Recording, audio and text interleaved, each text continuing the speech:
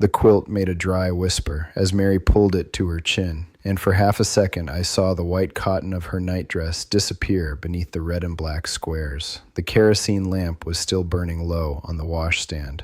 I had been her husband for 11 days, and I remember standing there with one boot in my hand, wondering why she always waited until the covers were raised before she changed. I did not ask, not then. For years, I believed it was simple modesty. I was wrong, and when I finally learned what she had been hiding, it changed the way I understood nearly every quiet year of our marriage.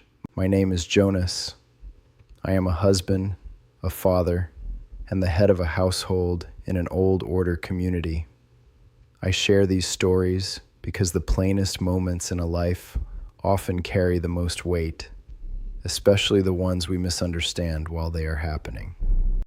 If you have ever discovered that someone you loved had carried a private sorrow longer than you knew, you may understand this story better than most. Tell me in the comments whether you believe every secret between a husband and wife must be spoken at once, or whether some truths need time before they can be trusted to another person. Mary and I were both adults when we married. I was 31, old enough that people had begun to stop asking whether I was courting, and started speaking as though I had chosen to remain alone. She was 28. That was not young by the measure of our community either. We had both lived enough life to know how to work, how to keep our mouths closed when angry, and how to sit through a long church service without shifting on the bench every few minutes. Still, marriage has a way of making grown people feel unprepared.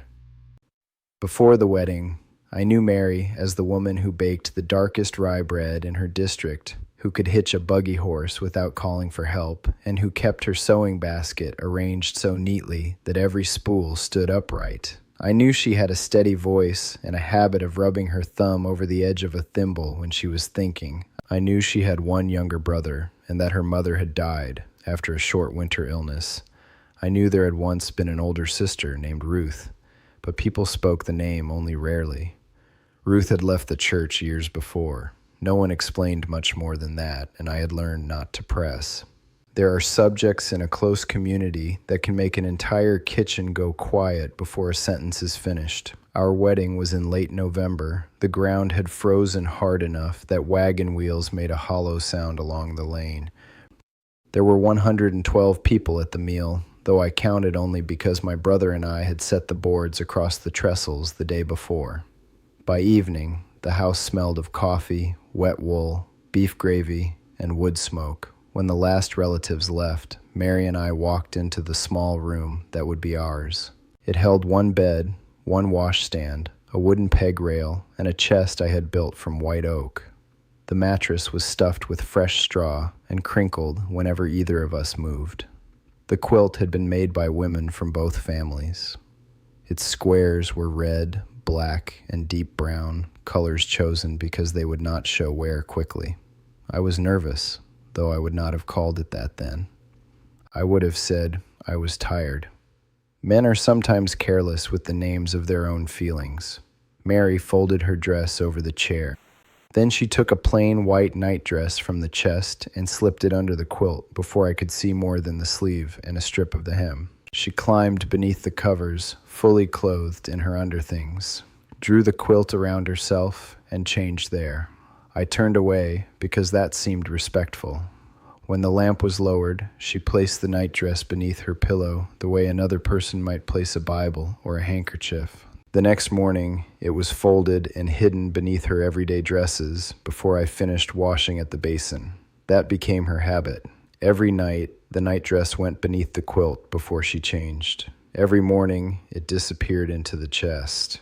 It was not the kind of thing a man asks about easily, especially at the beginning of a marriage. I assumed she was shy. I had known women who would not even roll their sleeves above the elbow if a brother-in-law was nearby. I told myself it was her way of keeping a little privacy, and I wanted to be the sort of husband who did not make a woman explain every boundary she had. In truth, there was another reason I stayed silent. I was afraid that asking would make her think I was watching too closely, so I pretended not to notice. That is how many misunderstandings begin.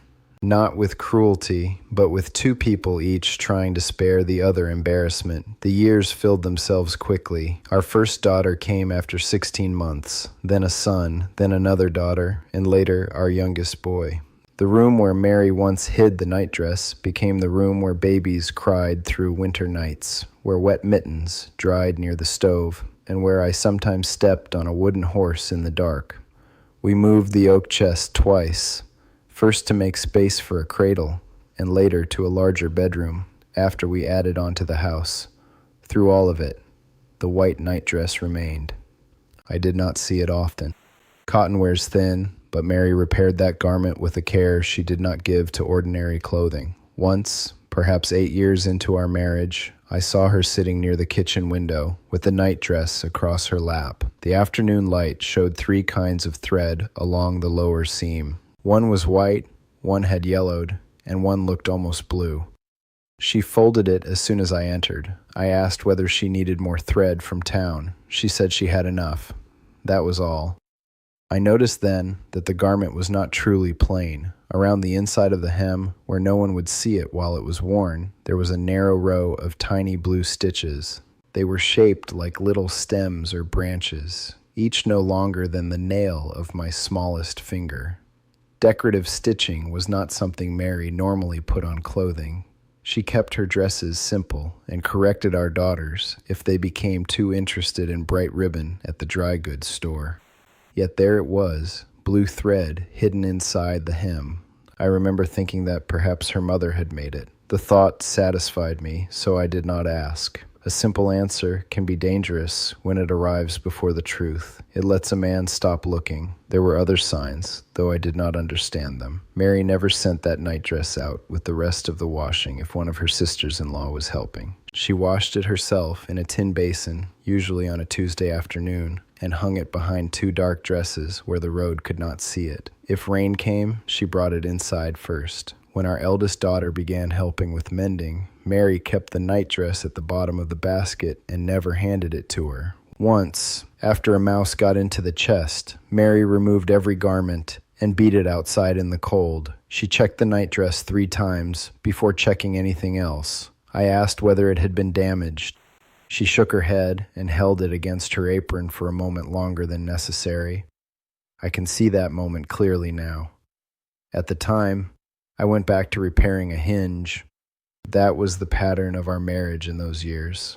I noticed more than I understood, and I understood less than I believed. Mary was not an unhappy wife. I need to say that plainly. She laughed, though not loudly. She sang while cutting noodles if the children were outside. She had a way of setting a cup of coffee beside me before I knew I wanted it. We disagreed over money, over how hard our oldest boy should be pushed in the shop, and over whether a certain field was too wet to plant. We knew anger and tenderness, weariness and gratitude. We were a real husband and wife, not 2 figures in a clean picture. But there was a small locked room inside her life, and the key to it was stitched into the hem of that nightdress. I did not discover the truth because I became wiser. I discovered it because the garment finally tore. It happened in our 19th year of marriage. A March wind had been pressing against the house all night, and sometime before dawn, a loose branch struck the roof over the back room. I woke, went outside with a lantern, and found nothing serious. When I returned, Mary was changing the bedding because the youngest had come in frightened and spilled water across one side of our mattress. The nightdress was on the floor near the chest. I bent to pick it up. My thumb went through the lower hem. The cloth gave way with a soft ripping sound, no louder than paper tearing. Mary turned so quickly that the sheet slipped from her hands. For a moment, neither of us moved. The torn hem had opened like a pocket. Inside were 2 narrow strips of blue cloth, folded again and again until each was no wider than a shoelace. One strip carried 3 faded embroidered letters, R-E-M. The other held a line of stitching in dark thread, uneven and hurried. I could not read it because half the words were hidden in the fold. Mary crossed the room and took the nightdress from my hands. Her face had gone pale, not angry, not ashamed in the way I had once imagined, frightened. It was the first time in 19 years I understood that the garment had never been hidden from my eyes because of modesty. It had been hidden because of what it carried. We finished changing the bedding without speaking. The children ate breakfast. I fed the horse. Mary packed the torn nightdress into a brown cloth bag and set it on the highest shelf of the pantry behind 2 empty jars. I could have demanded an explanation. A husband can always find language that makes curiosity sound like authority. I chose not to, partly because the fear on her face had stopped me, and partly because I was ashamed of how quickly suspicion had risen in me. For an hour, I imagined foolish things. A message from another man, a secret vow, money hidden in the seam. The mind can build an entire house out of one crooked board. By noon, I knew only that the truth involved Ruth. The letters on the blue cloth matched the name I had heard so seldom, Ruth Ellen Miller. Mary worked through the day, as she always did, but the edge of her apron remained twisted in one fist whenever she stood still. After supper, when the dishes were put away and the younger children had gone upstairs, she brought the brown cloth bag to the table. The kerosene lamp stood between us. It was the same kind of light that had burned on our first night, low and yellow, making the room beyond the table seem farther away than it was. Mary unfolded the nightdress and opened the torn hem carefully. She laid out the 2 blue strips. They were pieces from a dress, not fine cloth, just ordinary cotton faded by many washings. The embroidered letters had once been part of a name sewn inside a collar. The uneven dark stitches formed a sentence. Some words had nearly vanished, but together we could read them. Mary touched the cloth and gave me the only explanation she could manage at first. It was the only thing of Ruth's I had left. That was the one sentence I had needed years earlier, but hearing it then would not have meant what it meant after 19 years of marriage. Mary told me the rest without drama. Ruth was 6 years older. When Mary was a girl, Ruth had been the one who braided her hair, showed her how to cut a sleeve pattern, and sat beside her during thunderstorms. Ruth was quick-minded and restless. She asked questions that made older people uncomfortable. At 23, she left the community after months of conflict with the ministry and with their father. She went to live with a family outside the church. Later, she married a man Mary had never met. Because Ruth would not return and confess, the separation hardened. Letters were discouraged. Visits stopped. Her name became something spoken in low voices, then almost not at all. Mary had been 21 when Ruth left. 7 years later, on the morning before Mary and I married, a small parcel arrived through a cousin who worked across the county line. Inside was the white nightdress and a short letter.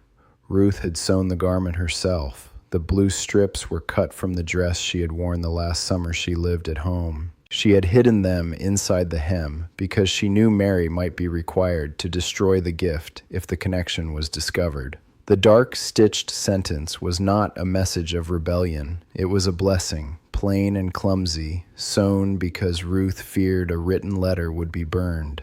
It said that wherever Mary slept, she should remember she was loved before she became anyone's wife, and would remain loved even if every door between them closed.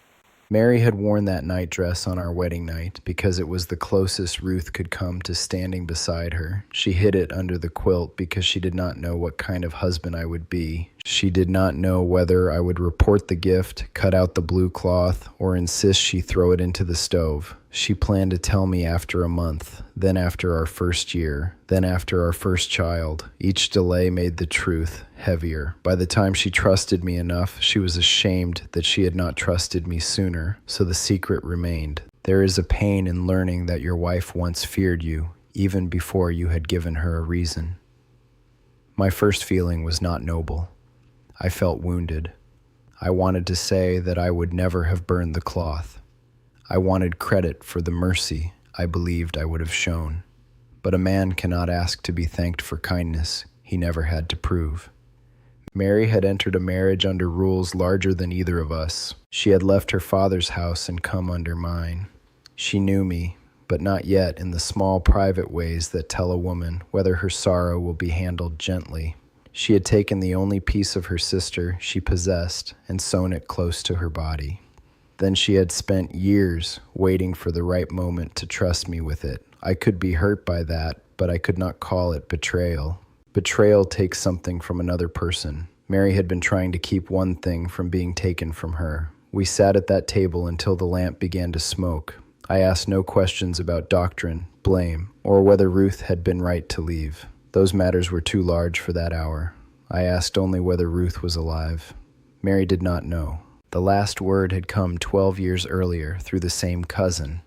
Ruth and her husband had moved west. There had been one child, a girl. After that, silence. Mary had kept the nightdress because it was memory, proof, and apology all at once. Each repair had been a way of refusing to let the last thread break. I looked at the patches I had once thought excessive. I saw 19 years of small, secret labor. I saw Tuesday washings, careful drying, and the quick fold when I entered the kitchen. I saw how close a person can live beside another and still protect one tender thing with both hands. The next morning, I carried the brown bag to my workshop. I did not burn it. I did not take it to the ministry. I cut a thin piece of white oak, 8 inches long, and sanded it until the grain felt smooth beneath my thumb. Then I made a shallow box with a sliding lid. Mary lined it with unbleached muslin. We placed the blue strips inside, along with the torn section of the hem. She did not repair the nightdress again. The cotton was too thin, and perhaps the garment had finished the work it was meant to do. The box went into our chest, but not beneath the dresses. It rested on top. That change mattered. A hidden thing had become a kept thing. There is a difference. Over the next 2 years, we made cautious inquiries. I will not pretend the search became a grand journey. Our life did not stop. Cows still needed milking, children still outgrew shoes, the roof still leaked near the summer kitchen. Information moved slowly and often came through people who knew only part of the story. Eventually, we learned that Ruth had died from illness several winters before. Her daughter was grown and living in another state. Mary received one letter from her. I did not read it. She offered to show me, but I told her some words could belong to her first. She read it 3 times at the table, folded it, and placed it in the oak box. Afterward, she went outside and stood near the wash line, though there was no washing hung that day. I watched from the doorway and did not follow until she turned back toward the house. That was not distance. It was room. I had spent years thinking love meant being allowed into every corner. I began to understand that sometimes love means guarding the door while the person inside decides whether to open it. Our daughters know about Ruth now. Not every detail, and not as a lesson against the church or against family. We told them because silence can turn a person into a warning instead of a human being. Ruth was not only the sister who left, she was the girl who braided Mary's hair, the woman who sewed a nightdress, the aunt who wanted her name carried quietly into a house she could not enter. The blue cloth remains in the oak box. The nightdress itself was cut into plain squares. Mary used most of the cotton inside a small bed quilt for our first granddaughter. The blue pieces were not cut. They stay together. Some things should be used until they wear out. Some things should be preserved because they have already survived enough. I think often about those first nights of our marriage. I remember the whisper of the quilt, the white sleeve vanishing, and my younger self turning away because I believed I was respecting modesty. In a way, I was. I simply did not know the modesty involved was not about her body. It was about grief. It was about loyalty. It was about a woman trying to carry love for a lost sister into a new life without having it judged or taken. I wish Mary had trusted me sooner. I also understand why she did not. Both truths can sit at the same table. Marriage is not made strong by pretending hurt never entered the house. It becomes strong when hurt can be named without being used as a weapon. What I understand now is simple. A husband is not entitled to every truth before he has shown he can hold it safely. Trust may be promised in a wedding vow, but it is proven afterward in hundreds of ordinary moments, in what a man reports, in what he protects, in whether he reaches for authority when patience would serve better. I had believed I was the keeper of our household. That night, Mary taught me that keeping a household also means making room for the histories each person carried into it. Some are visible, some are stitched inside the hem. If these stories from Amish life help you see ordinary family moments with a little more patience, you are welcome to subscribe. And I would like to know this: when someone you love finally tells you a truth they were afraid to share, what matters more to you, that they waited or that they trusted you in the end?